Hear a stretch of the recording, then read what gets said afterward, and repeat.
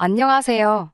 결혼한 지 3년 차에 아이는 없는 30대 여성입니다. 결혼이라는 게 저랑 남편 둘 사이만 좋다고 좋은 게 아니네요. 시어머니의 무리한 요구 때문에 결국 남편과도 틀어지고 이렇게 이혼까지 하게 되었습니다. 친구들과의 모임에서 어쩌다 옆자리에 앉아있던 남편과 인연이 닿아 연애를 시작했고 결혼까지 하게 되었습니다.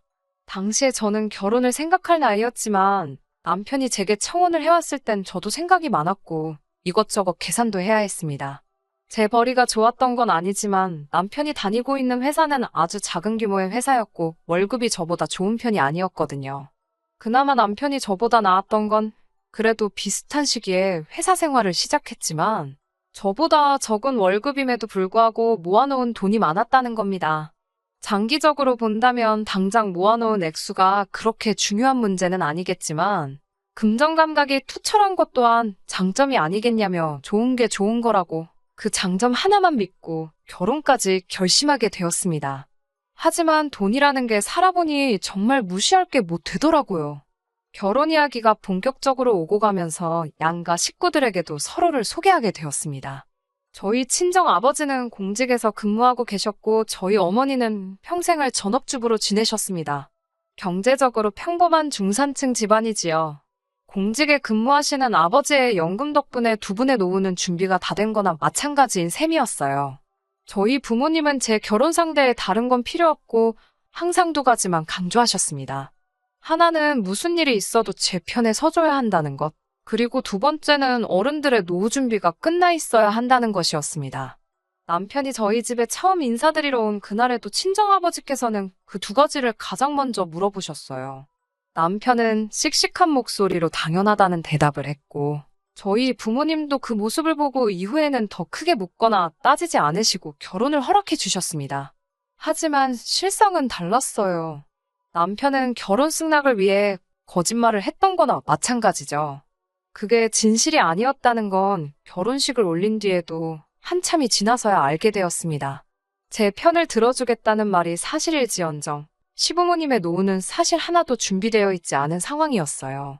남편에게 다른 것도 아니고 당신 부모님의 일인데 어떻게 모를 수가 있었느냐 따졌는데 자기는 죽어도 모른다고 오리발을 내미니 그 부분이 진실인지 거짓인지는 솔직히 저도 모르겠습니다.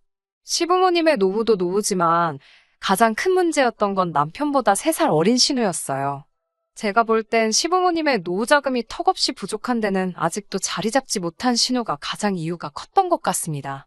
어려서는 헤어 디자이너가 되겠다며 미용학원을 다니다가 갑자기 대학교에 들어가서는 대학교도 끝마치지 않고 승무원이 되겠다고 다시 또 학원을 등록했대요. 그런데 그것도 얼마 안 가 포기하고 역시 사람은 기술을 배워야 한다고 하면서 네일아트를 배우다가 결국 그것마저도 얼마 안 가 다시 그만뒀다고 합니다. 그러다가 또 다시 대학교에 들어가서는 졸업까지 하고서 곧장 공무원을 하겠다며 몇 년째 고시생 생활을 하고 있다고 합니다.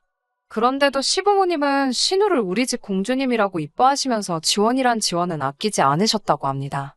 고시원 생활 비좁고 궁상맞아 어떻게 하냐며 고시촌 근처에 있는 자취방까지 구해주셨고 아직도 신우 뒷바라지를 하고 계시고 있답니다. 부모가 자식을 아낀다는데 제가 거기에 나서서 이래라 저래라 할 문제는 아니니 신경 쓰지 않으려고 애썼습니다. 그런데 결국 그게 저한테 부메랑이 돼서 돌아올 줄은 상상도 못했네요. 처음에 시댁에 인사를 드리러 갔던 날 시부모님께서 집을 해주시겠다고 하셨습니다. 저희도 거절할 이유가 없었기에 감사하다고 했어요. 그런데 며칠 지나지도 않아서 말을 바로 바꾸셨어요.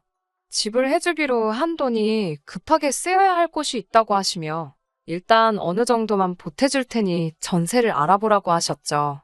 그것도 감지덕지인 상황이니 아무런 말도 안 하고 넘어갔는데 또 얼마 뒤에는 아무래도 돈이 장기간 묶이게 될 것 같다고 둘이 모아놓은 돈으로 형편이 되는 곳에 일단 집을 구하라고 하시더라고요.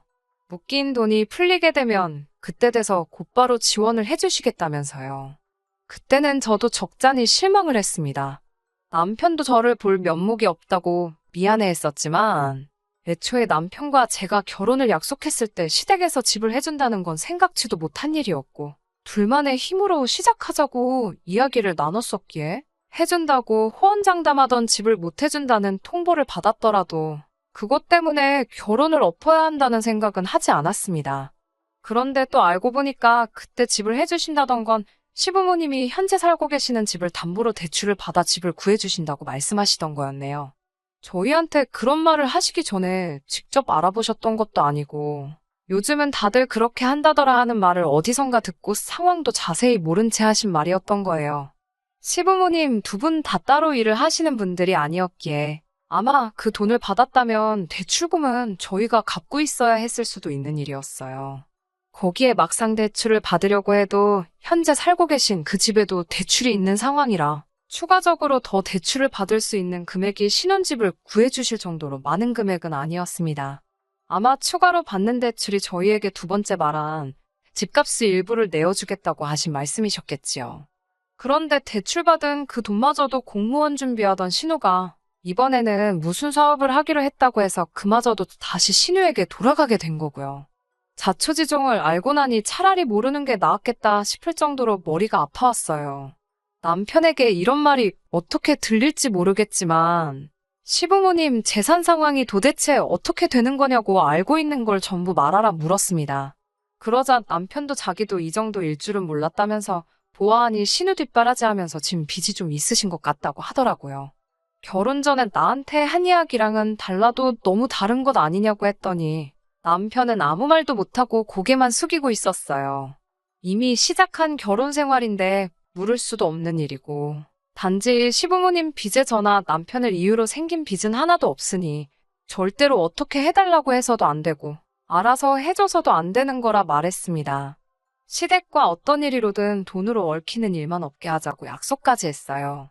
남편도 제가 하는 말이 맞다고 자기도 그렇게 해줄 이유가 없다면서 그런 일은 앞으로 없을 테니 걱정 붙들어 매라고 자신있게 이야기했고요. 몇 번이고 제 말대로 하겠다는 남편의 약속을 저는 철석같이 믿고 있었습니다. 시부모님의 지킬 수 없는 약속 때문에 신혼집을 따로 구하지 않고 임시거처로 아파트를 월세로 빌려 지내고 있었는데 일단 급한 대로 남편이 모아놓은 돈만 가지고 작은 빌라를 전세로 구해 들어가게 되었습니다. 친정부모님이 시댁에서 집을 해준다더니 왜 그렇게 급하게 이사를 가냐는 말에는 월세로 내는 돈은 버리는 돈 같아서 조금 그렇다고 둘러댔고 나중에 시간이 지나서는 남편과 저의 벌이 합치면 양가 부모님 도움 없이도 자리 잡을 수 있을 것 같다고 그냥 저희 둘만의 힘으로 살아보겠다고 말씀드렸어요. 전셋집을 구하면서도 대출받고 싶은 마음이 굴뚝 같을 정도로 예산이 빠듯했기 때문에 혼수를 많이 생략했는데 친정부모님께서 그럼 혼수라도 다 해주고 싶다고 그건 어떠냐고 하셨지만 남편이 괜히 기죽을 것 같다는 생각에 그마저도 제가 거절했습니다. 시댁의 지원은 없었던 일이나 마찬가지였지만 새 집을 구할 때도 여전히 남편이 모아놓은 돈으로 대부분 해결이 가능했기 때문에 그냥 둘이서 잘 살아보자 다짐하고 저희들 힘으로 잘 해보고자 하는 생각이었어요. 비록 전세이긴 했지만 그래도 양가 어른들을 모시고 집들이도 했습니다. 일정 조율이 어렵기도 하고 어색한 분위기 때문에 불편하실 것도 같아서 따로따로 모셨습니다. 친정부모님은 원래 시작하는 부부들은 고생 좀 해도 된다고 하시면서 그래도 둘이 이만큼 해놓고 산다 하니 기특하다 하셨습니다. 하지만 시부모님의 반응은 달랐습니다.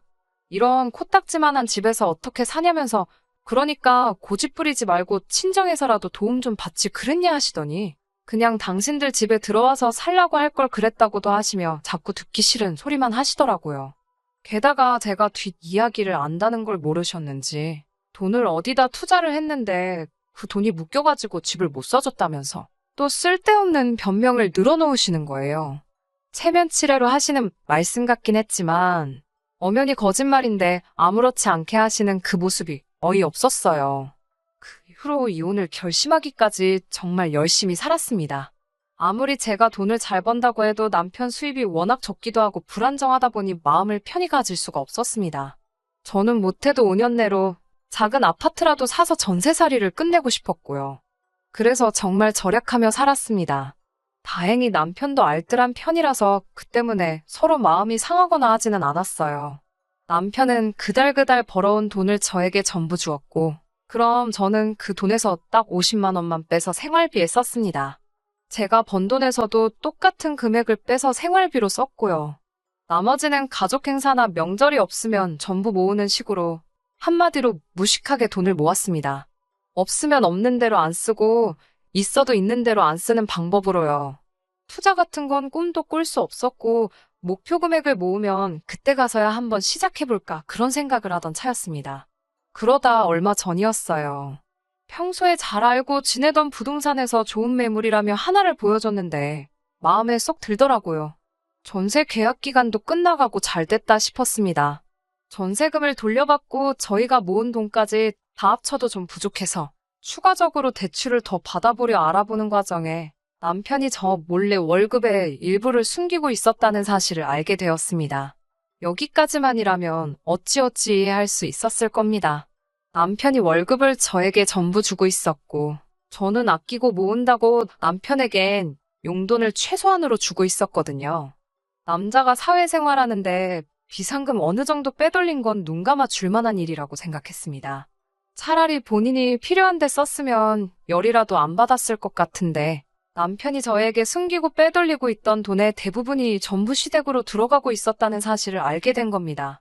한 달에 40만 원에서 50만 원 사이에 큰 액수가 매 달마다 저도 모르는 사이에 시댁으로 흘러들어가고 있던 거였어요. 제가 최대한 아끼며 산다고 궁상맞다는 소리를 들을 정도로 허리띠를 졸라매서 살아온 건 사실이지만 그렇다고 명절이나 양가 어른들 생신, 어버이날 등등 자식된 도리로 챙겨야 하는 날들을 건너뛴 적 한 번도 없었습니다. 오히려 남편이 자기의 월급을 전부 저한테 주고 있다는 생각을 해서 같은 날에 챙겨드려도 비교적 여유가 있는 친정보다 시댁에 좀 더 신경을 썼어요. 모자라거나 더 드리는 부분을 제가 더 부담하는 식으로 하고 있었습니다. 정황상 남편이 월급의 전부를 저에게 다 보내주고 있다고 믿고 있었지만 제가 돈 관리를 한다고 그 돈을 제 개인을 위해 써본 적은 한 번도 없고 전부 다 적금을 들고 있었거든요. 그런데 남편이 제게는 단 한마디의 상의도 없이 독단적으로 받는 월급을 숨겨 그 일부를 시댁에다가 보내고 있었다는 사실에 실망감을 감출 수가 없었습니다. 그동안 저 몰래 시댁으로 보내준 돈이 결혼한 기간으로 치면 1,000만 원이 넘어갈 정도의 거금이었거든요. 배신감에 소름이 다 끼치더라고요. 퇴근한 남편에게 최대한 차분한 목소리로 이게 어떻게 된 일인지 설명해보라고 했습니다. 그러자 남편이 이제 다 걸려서 어쩔 수 없다고 생각했는지 저에게 솔직히 털어놓더라고요. 시어머니께서 신우 때문에 대출을 받았는데 상환할 능력도 안 되시고 신우는 배째라는 식이라 자기가 보태준 거라고요. 결혼할 때 하나도 도와주시지도 않았는데 어떻게 이러실 수가 있냐고 하니까 미안하다면서 그래도 가족이 힘들다는데 자기도 어쩔 수 없었다고 그러더군요. 남편에게 이건 부부간 신뢰의 문제라고 저한테 물어라도 봤어야 하는 거 아니냐고 따졌습니다. 그러자 소잡아먹은 귀신이 붙은 것 마냥 남편은 입을 꾹 다물고 한마디도 하지 않더라고요. 아마 이때부터 저도 마음속에서 남편에 대한 마음이 조금씩 달라졌던 것 같아요. 사는 게 좀 쪼들리고 고생스러워도 남편과 둘이 언젠간 더 크게 행복할 거라 믿었기에 참고 또 참았던 건데 이렇게 뒤통수를 맞으니 너무 아프더라고요. 그 와중에 시어머니 생신이 돌아왔습니다. 예전 같으면 용돈과 선물을 준비했을 테지만 이번만큼은 그러고 싶지 않더라고요. 치사하게 들으실 수도 있지만 제 나름대로 남편이 저 몰래 시댁에 보낸 그 1,000만 원에서 얼마씩 제하려고 계산을 했던 거예요. 어차피 시댁에 들어갈 돈이었다고 최대한 좋게 넘어가 보려고 한 거였습니다. 시댁에 도착했는데 제 손에 아무것도 들려있지 않으니 딱 봐도 시어머니가 실망한 게 보였습니다만 아무것도 모르는 척 했습니다. 남편은 제가 언제 터질지 모른다는 생각을 했는지 시댁인데도 좌불안석 안절부절이더군요. 시어머니와 대화를 나누던 중에 새 집으로 이사를 간다고 들었는데 그 짧은 시간에 돈을 그렇게나 많이 모았냐고 물어보시더라고요. 지키지도 못할 말 해서 인생 계획을 미루게 만든 장본인이 누군데 뻔뻔하게도 그런 소리가 나오나 싶었지만 꾹꾹 눌러 참으며 모은 돈만으로는 부족해서 대출을 알아보고 있다는 대답을 했습니다. 저는 거기서 오히려 저희에게 조금 미안한 감정이라도 느꼈으면 하는 마음이었어요. 그런데 시어머니는 그러냐고 그러면 이왕 대출 받는 거 조금 넉넉하게 받으면 어떻겠냐고 물어보셨어요. 요 최근 들어 주식이니 뭐니 해서 따로 돈 굴리는 게 현명한 방법이라는 말을 많이 들어와서 대출을 많이 받는 편도 생각해보기도 했지만 당시 저도 결혼한 지도 벌써 5년 차에 더 이상 돈 모은다고 자녀 계획을 늦출 수는 없다는 생각을 했고 아이가 태어나면 아무리 짧게 잡아도 반년 가까이는 남편이 외벌이를 해야 하는데 도무지 이자가 감당할 수 있는 수준이 아니란 걸 알고 진작에 마음을 접고 있었거든요. 다른 대답은 하지 않고 대출은 최소한으로 받으려고 생각 중이라고만 대답했습니다. 그래도 시어머니는 계속 이왕 받는 건데 넉넉하게 받으라는 식으로 저를 자꾸 회유했고요. 신우도 옆에서 요즘은 대출 받는 것도 능력이라고 받을 수 있을 때 최대한으로 받는 게 좋다는 식으로 말을 하더라고요. 내 집 사는데 대출을 제가 필요한 만큼만 받겠다는데도 자꾸 더 받으라는 식으로 나오니 뭔가 다른 꿍꿍이가 있는 게 아닌가 싶어서 슬쩍 의아하다는 식으로 반응했어요. 그랬더니 곧바로 대출을 넉넉히 받으라고 말한 진짜 속내를 이야기해오더군요. 신우가 새롭게 장사를 시작해보려고 하는데 가게를 얻을 돈이 없다면서 보증금이라도 얼마 더 보태주려고 그러신다는 거예요. 그 말을 듣자마자 저는 신우를 보고 한껏 웃어 보였습니다. 신우 가게 차려주려고 지금 저보고 대출을 더 받으라고 하시는 게 진심이냐고 물어봤어요. 시어머니는 살짝 기분이 상했다는 표정으로 뭐 이번에 몫이 좋은 곳을 알아놨다며 신우가 이번에 카페를 하나 시작해보려고 한다고 하시더라고요. 저는 신우가 이번에는 카페를 한다고요? 전에 하던 옷가게 말아먹은 지 얼마나 됐다고 이번엔 카페를요? 하고 비웃는 것처럼 크크대면서 웃었어요. 신우가 자기가 저한테 무시당했다는 걸로 생각을 했는지 옆에서 얼굴이 시뻘개져서 있더라고요.